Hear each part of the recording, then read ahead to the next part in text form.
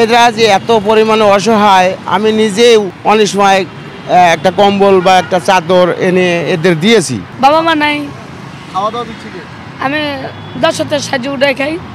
আমরা তো গরিব মানুষ, অনেক কিছু কিছু বড় লোক মানুষ আছে না, গরিব দেখতে পারে না, একে ধরে কাম করে খাইতে পারে, দিয়ে লাভ কি, না যার থেকে না যায় ভালো। পার্থক্যটা এর একটা জিনিস যদি আমি নতুনভাবে মার্কেট কিনতে চাই তো কমপক্ষে 1200। ক্রেতা আমাদের এগুলা এই যে গার্মেন্টসের লটের মালগুলো, তো এগুলা হাই কোয়ালিটির মাল, কম প্রাইসে প্রায় সব শ্রেণীর মানুষই নিচ্ছে। ভাই আসছে 100 টাকার আছে, 150 আছে, তারপর হলো 200, 350। আমার মনে হয় কিছু করার আছে। যেমন আমি এটার পাশেই থাকি, দীর্ঘ প্রায় বছরখানি হলো। এরা যে এত পরিমাণে অসহায়, আমি নিজেও অনেক সময় একটা কম্বল বা একটা চাদর এনে এদের দিয়েছি। এমতো অবস্থায় এদের অসহায় দেখলে আমি মাঝে মাঝে কল্পনা করি, আমার মনে হয় এদের জন্য কিছু একটু করার আছে। সেটা ধনাঢ্যবান ব্যক্তি হোক, রাষ্ট্রের থেকে হোক, এদেরকে যেন ন্যূনতম কিছু একটু সহযোগিতা করা যেত, আমার মনে হয় ভালো হতো।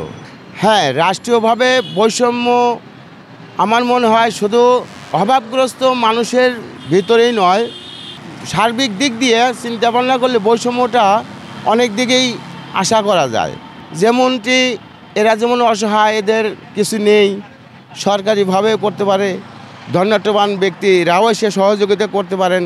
হয়তো এরকম সমষ্টিগতভাবে যদি এই বৈষম্যটা দূর করতে পারি আমরা, আমার মনে হয় এর ভালো হয়।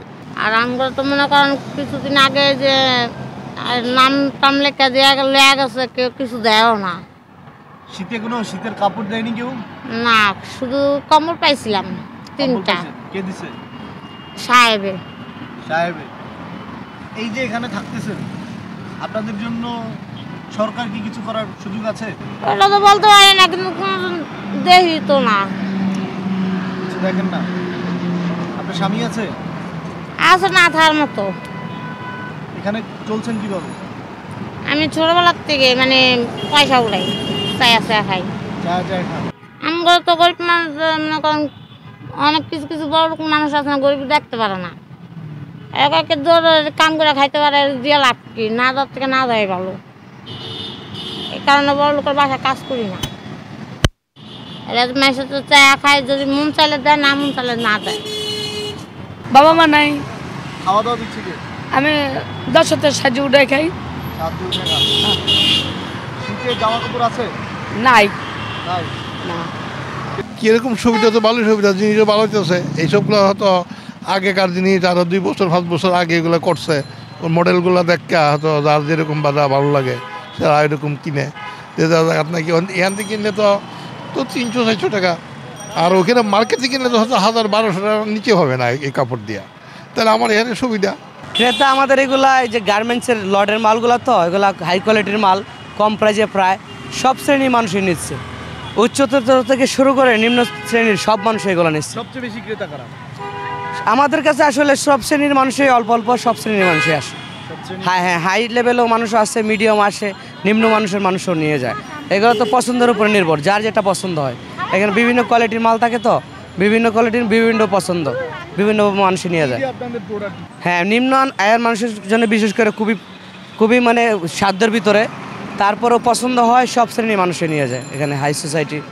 হ্যাঁ, তারা তো অনেকেই তো এই আমার কাছ থেকে নিয়ে ওনাদেরকে শীত বস্ত্র দিচ্ছে। আমাদের ওই কাস্টমারগুলো আমরা পাই, ওগুলো ওনারা নিয়ে প্রতিদিন এই 2-4 নিয়ে যাচ্ছে। এই স্টুডেন্টরা নিয়ে দিচ্ছে, যে যারা রাস্তার পাশে শুয়ে থাকে তাদেরকে দিচ্ছে, এখান থেকে নিয়ে দিচ্ছে।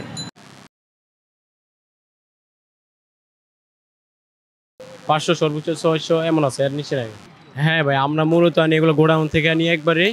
মূলত আমরা পাইকারি আনি, পাইকারি আবার থেকে কিছু সর্বোচ্চ 20-30 টাকা ছাড় দিয়ে আমাকে ব্যান ভাড়া মোটামুটি উঠলেই চলে। আর বাট যারা দোকানে তাদের আবার কি, তাদের লাইটিং এবং কি দোকান ভাড়া বেশি হয়, সব কিছু হাই। এই জন্য তারা সব কিছু থেকেই লাভ এবং ব্যবসা কোনোটাই বেশি করে। এই আছে যারা গরিব আর মধ্যবিত্ত আছে তারা, আর বড় লোকরা কম কিনে মূলত। সমাজের নিম্ন আয়ের মানুষ কিংবা রাস্তার পাশে শুয়ে থাকা মানুষের শীত নিবারণের একটাই মাধ্যম, সেটি হচ্ছে ফুটপাতের মার্কেট।